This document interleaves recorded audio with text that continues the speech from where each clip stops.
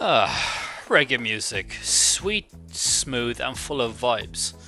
But today we're talking about a man who didn't just ride the reggae wave, he helped shape it. Ladies and gentlemen, put some respect on the name Gregory the Cool Ruler Isaacs. Now Gregory wasn't just an artist, he was the velvet voice legend who made heartbreak sound like a vibe. But how did he go from a young dreamer in Jamaica to one of reggae's greatest? Buckle up, this story is filled with talent, struggle and a whole lot of cool. Gregory Anthony Isaacs was born on July 15th, 1951 in the rough and bustling streets of Denham Town, Kingston, Jamaica. Now if you know anything about Kingston, you know Denham Town ain't exactly Beverly Hills, but if there's one thing that Jamaica breeds, it's musical greatness.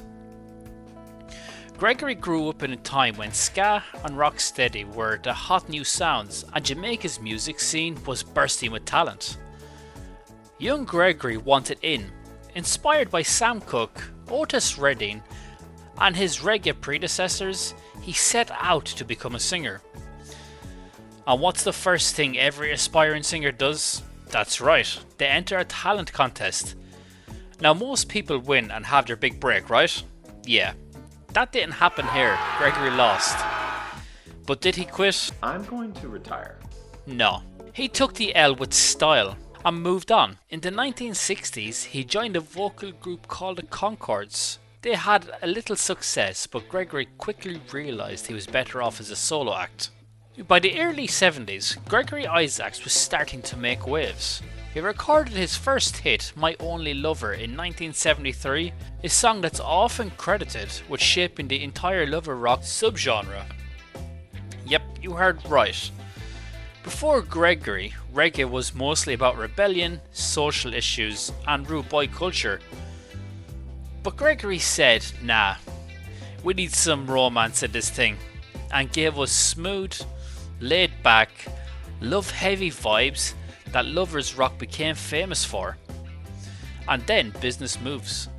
Gregory, being a smart man, didn't just want to sing, he wanted to control. So he started his own label, African Museum, in 1973. He teamed up with another artist called Errol Dunkley, and together they dropped bangers.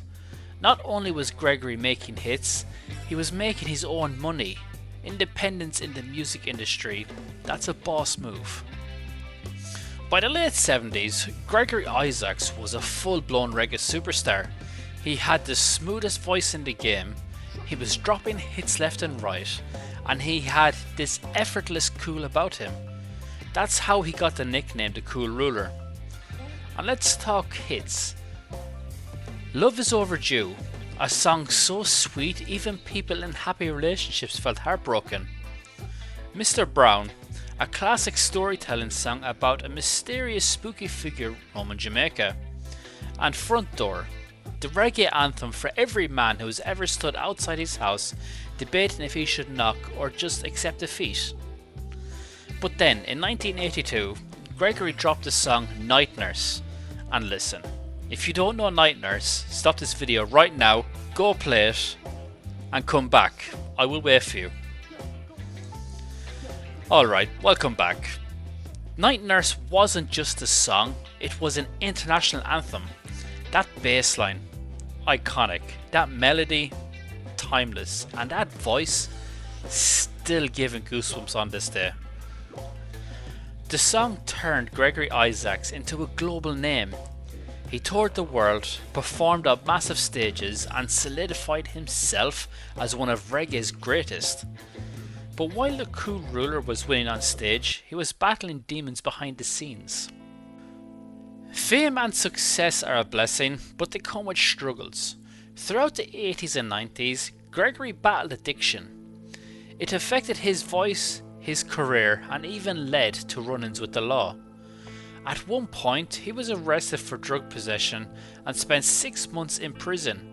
Even though he kept making music, you could hear the struggle in his voice. It was a little rougher, a little more worn, but that just made his music sound even more real. As the years went on, Gregory Isaacs remained a legend. He was still performing, still recording, still reminding the world why he was the cool ruler. But in 2010, tragedy struck. He was diagnosed with lung cancer. On October 25th, 2010, the world lost one of reggae's greatest voices. Gregory passed away at the age of 59, but his music, that lives forever. Gregory Isaacs wasn't just a singer, he was an experience. He gave us timeless music, real emotions, and a voice that could even make the toughest rude boy shed a tear. So the next time you hear Night Nurse or My Only Lover, just remember, the cool ruler is still ruling. Rest in peace, legend. If you love reggae, hit that like button. If you want more stories on legends like Gregory Isaacs, subscribe and turn on notifications. And drop a comment. What's your favourite Gregory Isaacs song? Let me know in the comment section.